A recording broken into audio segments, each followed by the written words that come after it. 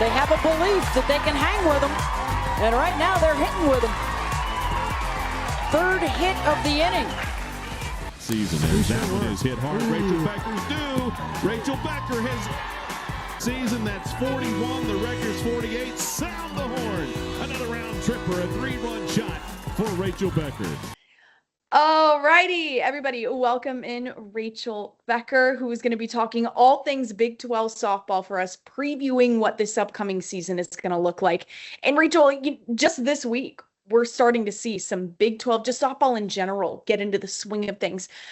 Looking ahead at this season, what are some of the matchups that you've got your eye out for when you're looking forward these next few months?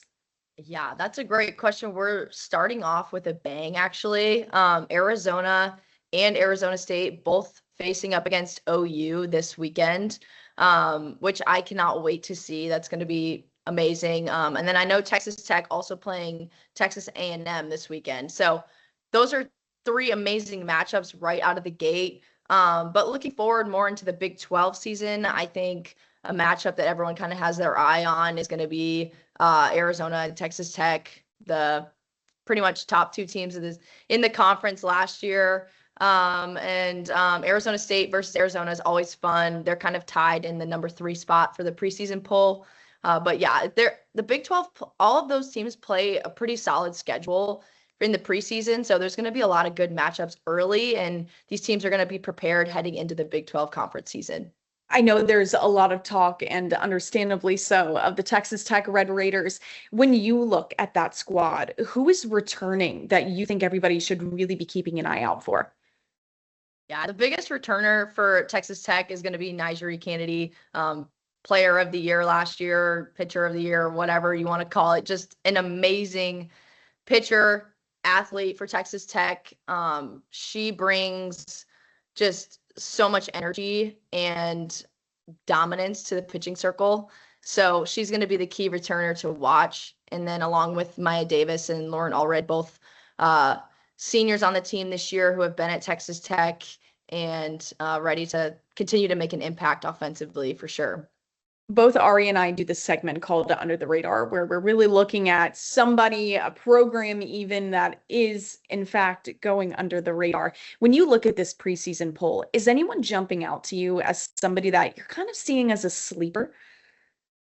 Yeah, I think there are a couple teams for me. I know UCF, I like to say, is my sleeper this year just because they play a really hard schedule and they have some veteran returners staying on the roster.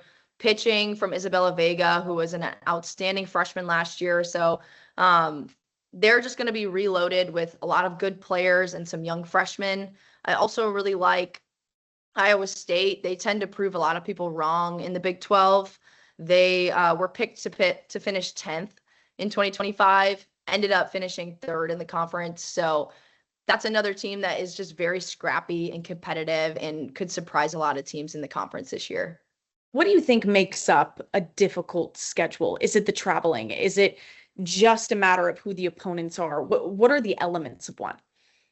I think for me, it's who these teams are playing in the preseason because they don't have control over the conference schedule. So yes, there are going to be some high RPI games in the schedule naturally in the Big 12 with teams like Arizona State, Oklahoma State, Texas Tech. These teams are nationally going to be highly ranked. And so teams playing against them, that's going to happen. But the preseason schedule, I know a lot of teams like to highlight Clearwater, a lot of SEC teams there, best teams in the country.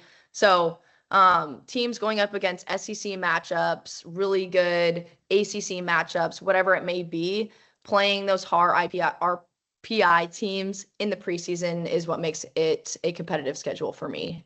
Now, I know that you played at Purdue. You also were a Cowgirl. You were at OSU as well in Stillwater. Going back to your time playing in college, did you have a favorite part of the season? The beginning, middle, of course, near the end, as you're getting into playoffs? Yeah. Man, it's hard to say because the way that we talked about it at Oklahoma State was there's 3 seasons. The first is the preseason, which is a ton of fun because you're going and playing these opponents who are not in conference. So you usually only get to play against them one time. And so a lot of these games you're just getting super excited for, getting to face some of the best competition in the country. But also the preseason is a grind because sometimes you're playing 5 or 6 games in a weekend. And so it's really tough, but it just gets you so ready for the conference season.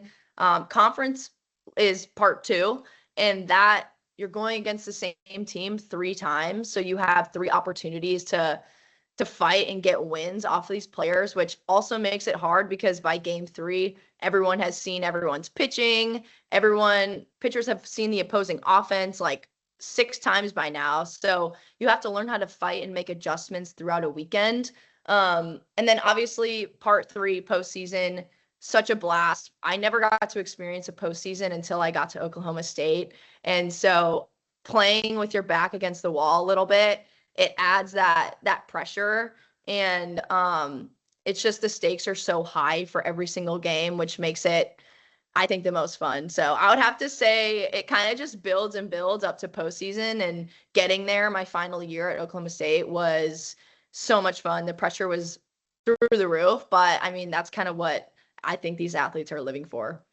Can you take those who are going to be watching with us through what that preseason portion looks like? And I mean, before a season is kicking off, like a weekend like this one, what were the months and what went into the preparation for it? Yeah, so I think everyone kind of jokes in college softball, like January is kind of the worst because it's such a grind, and all you're doing, like, you come in every day practicing for 4 hours every day. And at Purdue, it was really tough because we were in the cold. So all of our practices were inside. And so there are so many teams across the country that are in that same situation where you can't even get outside on the dirt and play. You have to just make it work indoors and under these like fluorescent lights. Like, it's just horrible. And it's freezing, obviously. So that's not fun either.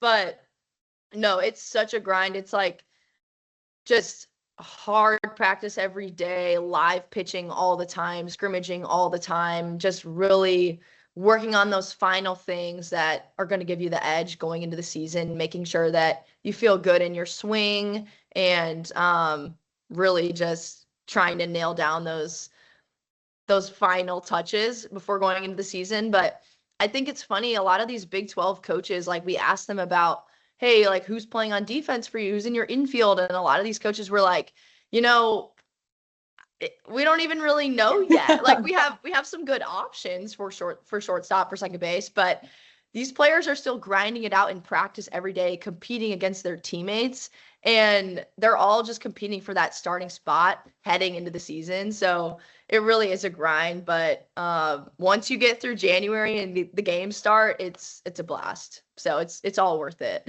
Both Ari and I, we were discussing who we think is going to be in, the conference championship matchup. And I want to extend that same question to you. Who are you seeing get to the end to really push it into postseason play? For me, I think it's going to be Texas Tech.